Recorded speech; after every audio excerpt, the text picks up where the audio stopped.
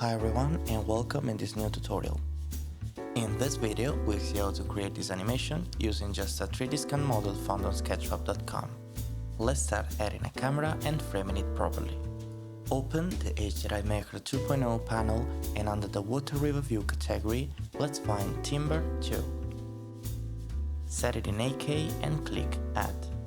In the background controls, let's click on HDRI Projected and start adjusting our exposure, position and saturation.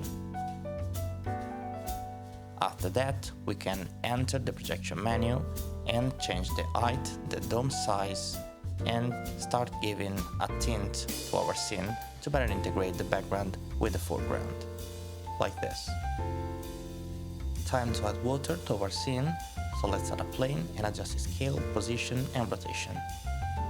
Keeping our plane selected, we can open a shadow catcher menu, set the water effect and click on Add Shadow Catcher. Now we can start playing with the tint of the shadow color and change our water type from static to flow. As an initial base, we can turn down wave scale and water speed. Also, let's increase the details and we can also add a displays.